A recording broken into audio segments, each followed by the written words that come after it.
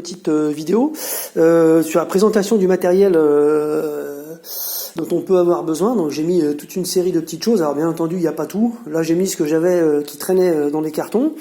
Donc je vais vous faire une petite présentation de tout ce qu'on peut avoir. Enfin, d'une partie de ce qu'on peut avoir dans un pin cab. Surtout, ça va s'adresser ça aux débutants qui comprennent rien, parce que le langage est quand même compliqué. Il faut un minimum de lecture et d'investissement. Il faut suivre un petit peu tous les postes. Voilà, un pin cab, c'est pas une borne, hein. Bien que des bornes sous hyperspin, ça peut être compliqué aussi, hein. Mais bon, c'est pas un Raspberry à coller dans une boîte, c'est quand même un peu plus compliqué que ça. Donc, je vais commencer petit à petit par là, en l'occurrence, par la partie, on va dire câblage. Voilà, donc les petites choses assez simples. Donc pour les ventilateurs, ce qu'il faut penser à faire, c'est d'en mettre un en insufflation et un en aspiration. Donc un qui pousse et un qui éjecte l'air. Donc il faut quand même pour un pin cab, il faut quand même des ventilateurs assez gros. Alors pour un mini, je pense que ça doit être des 100, 120, 130, je me rappelle plus, peut-être marqué dessus. Non, pas marqué dessus. Voilà, donc ça, je pense qu'il en faut au moins, pour un gros, je dirais au moins un en entrée et un en sortie. Plus probablement deux en entrée et deux en sortie. Ce qu'il faut savoir, c'est que les entrées d'air, il faut essayer de les faire en bas, et les extractions d'air plutôt vers le haut. Certains mettent absolument pas de ventilation dans la partie haute, c'est-à-dire le fronton. Moi, je trouve que c'est une erreur. Pour moi, y a quand même un écran dedans, ça chauffe. Donc faire juste des trous en partie haute, je trouve ça un petit peu limite. Perso, s'il y a des trous en partie haute, moi je mettrais quand même un petit ventilateur de 80 mm minimum sur la partie basse, en insufflation, et puis laisser sortir l'air de manière naturelle. Pour ce qui est de la caisse, je mettrais plutôt deux comme ça sur l'avant, et deux comme ça sur l'arrière. Alors sur l'avant, sous le cab, et deux comme ça sur l'arrière, sur la porte à l'arrière. Voilà, et plutôt en partie haute. J'ai un chat dans la gorge. Au niveau de l'alimentation, je vous conseille de faire attention et de prendre plutôt avec 2 fils, parce que ceux qui sont à 3 fils, le troisième fil, en fait, c'est pour faire varier la vitesse. Donc, on peut les bloquer en vitesse maximum dans certains cas, mais ça marche pas à tous les coups, et c'est même un coup à le faire griller. Donc ça, c'est simple, facile à brancher, 1 plus, 1 moins, vous pouvez pas vous tromper. Donc à 2 fils, pour moi, je pense que c'est l'idéal. Oubliez pas de prendre la grille qui va avec. Voilà, histoire de pas vous coincer les doigts dedans. Après, en termes de câblage, ce que je vous conseille d'acheter, j'ai trouvé ça sur Amazon. Donc ça, en fait, vous avez tous les types de cosses. Hein, donc vous achetez du fil en 1 mm², c'est très bien, 1 mm² souple, multi-brin, et vous pouvez faire tout votre câblage avec ça. Voilà. Là, c'est pareil, des fusibles. Alors là, c'est pareil, on a des fusibles en tout genre. Donc je sais même plus, là il doit y avoir grand genre de 0,1 à 10 ampères, quoi. Voilà, de 100 milli à 10 ampères à peu près, ça doit être à peu près ça. Vous avez aussi là des petits portes fusibles. Mince. Vous avez aussi là des petits portes fusibles, voilà, avec une petite protection, un petit capot en plastique. Donc ça, c'est quand vous faites vous-même des installations. Ce que vous verrez plus tard quand on parlera des cartes, là il y a d'autres possibilités. Mais sinon, si vous voulez faire vous-même vos petites installations, vous pouvez directement poser des portes fusibles comme ça. Voilà, qui viennent là sur le dessous, en fait, vous pouvez souder vos petites pattes. Voilà, et donc du coup vous protégez votre matériel. La prise d'alimentation, donc avec un petit bouton. Donc là vous avez votre fil d'alimentation principal qui arrive au pin cab, et derrière ça en fait vous venez brancher une multiprise sur laquelle vous avez branché tout votre matériel. Voilà, vous avez les schémas de câblage dans les tutos du groupe. Voilà pour cette partie là. Alors après, ce qui est vraiment utile, c'est ce qu'on appelle les petits connecteurs Dupont. Donc ces petits connecteurs Dupont là, ils sont extrêmement pratiques, puisqu'en fait ils vont nous permettre de faire des ponts.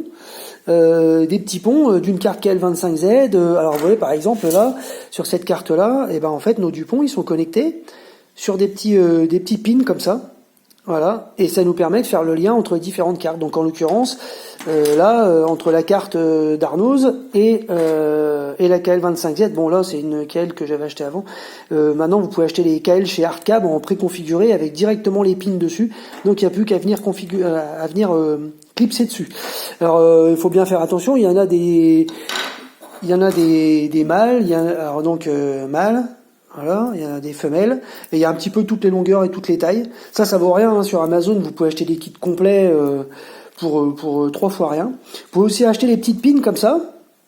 en différentes tailles, à souder aussi directement sur les cartes. Donc vous voyez, en fait, ça correspond vraiment à l'écartement. Je crois que c'est 2,65 en millimètres. Voilà. Si je dis pas de conneries. Donc voilà pour ça. Alors vous avez aussi ce genre de plaque d'essai. Donc ça c'est pas mal parce que pour faire vos petits essais, si vous voulez mettre en route des choses, pour faire différents ponts, par exemple, vous amenez un plus et vous devez partir à plusieurs endroits, ben en fait toute la ligne là, bah, c'est juste un plus et l'autre c'est juste un moins. Et ainsi de suite. Donc en fait ça c'est des petites plaques d'essai qui peuvent vous permettre soit de faire des interconnexions, soit de faire juste des essais. Je trouve ça plutôt pas mal. Vous trouvez ça aussi sur Amazon à pas cher. Alors après, vous avez des boutons. Alors là, j'ai pas les boutons, les vrais boutons de flip à lamelle, mais grosso modo, alors donc les boutons de flip à lamelle, c'est juste pour les batteurs, hein. Et ça coûte relativement cher, plutôt entre 10 et 15 euros avec les lamelles et tout ce qui va bien. Mais par contre, c'est vrai que c'est quand même de qualité et il y a une vraie sensation qui va bien aussi. Donc si vous avez un gros pin cap de qualité, ce serait dommage de mettre des boutons comme ça, quoi. Voilà, donc là vous avez le bouton tout simple, juste à 2 fils, donc il n'y a pas de polarité, hein, c'est juste un bouton poussoir. Donc le contact est coupé entre les deux bornes, quand j'appuie dessus ça laisse passer le courant. Voilà, c'est vraiment tout simple. Là c'est le même bouton, mais sauf qu'il est lumineux avec une LED à l'intérieur, et donc en fait on a le bouton qui est là, et là on a l'alimentation de la LED. Donc le bouton, bah pareil, pas de polarité, c'est juste un bouton poussoir. Voilà, et la LED, bah là par contre il y a une polarité, mais si vous vous trompez, ça fonctionnera pas. Donc il suffit d'inverser. Donc là on amène le plus, le moins, si ça marche pas, on amène le plus, le moins. Voilà, c'est tout simple. Par contre là en fait, en réalité, c'est un fil qui arrive, et le fil il est activé ou coupé par le bouton poussoir. Donc c'est le même fil qui repart. Voilà, c'est pas un plus, un moins, quoi. Voilà.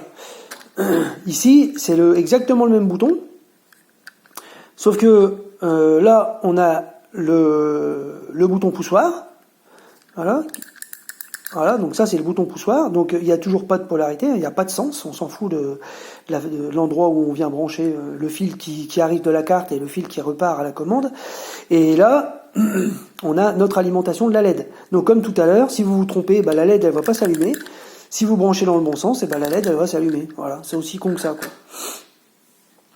Pour ce qui est des câbles, alors on a différents types de câbles sur les pin câbles. Moi je trouve ça bien là, et super pratique. En fait, vous avez une prise USB à brancher sur la carte, une prise audio éventuellement pour y mettre un casque ou autre, ou alors vous avez aussi des câbles, et donc vous pouvez installer ça sur votre pin câble, sur l'arrière, en dessous, ou visible, hein, si vous préférez, à l'endroit où vous voulez. Et moi je trouve ça quand même pratique pour y brancher une souris, un clavier ou un disque dur externe pour faire des sauvegardes, etc. Moi personnellement je préfère, j'en ai acheté des doubles. Une double en USB 3, comme ça je fais carrément mes sauvegardes disque dur dessus, quand je fais mes backups, mes clones. Donc en USB 3 vous aurez donc, ici là ce sera en bleu. Le petit truc là sera en bleu. Voilà. Après vous avez différents types de cordons. Alors on a des adaptateurs comme ça pour adapter. Alors là c'est USB. En fait ça en gros c'est une carte vidéo USB. Alors faut prendre USB 3 en bleu parce que USB 2 vous êtes limité à 720 l'affichage, je crois, c'est vraiment très très petit. Voilà. Et alors le souci c'est que ça marche pas à tous les coups. Ça dépend du driver, ça dépend de plein de choses. Moi j'en ai essayé 2 ou 3, j'en ai essayé 4 et il y en a qu'un qui a marché sur les 4. Alors après peut-être que j'ai pas vraiment réussi à le mettre en place, mais j'ai vraiment essayé beaucoup de choses et il n'y a pas moyen de le faire fonctionner. Alors vous en avez aussi sur port DVI au lieu d'un port VGA, hein. Et là par exemple c'est un DVI sur un DisplayPort. Alors en fait vous avez tout type d'adaptateur qui dans tous les sens, hein. Vous voyez, là on a un cordon DisplayPort, là on a un cordon HDMI, voilà, et on a des cordons qui viennent croiser HDMI sur VGA, sur DVI. On a un petit peu tous les types d'adaptateurs. Vous pouvez trouver ça pareil facilement sur Amazon. Ça c'est quelques petites pièces à imprimer qui sont dans les fichiers du groupe. Il y en a beaucoup d'autres. Il y a même des supports de SSD. Il y a des supports doubles pour carte graphique. Il y a un nouveau plunger plus petit de ça qui a été fait encore par Alrider. Lui il nous fait plein, tu vois là, ça par exemple c'est un support KL25Z qui a été fait par Alrider. Ça c'est des supports PCB pareil. On a des grilles de haut-parleurs ou de ventilateurs aussi, de beaucoup de tailles différentes. Donc il y a vraiment plein de choses intéressantes à imprimer dans les fichiers du groupe avec des imprimantes 3D. Bon, je vais arrêter là pour cette partie de vidéo.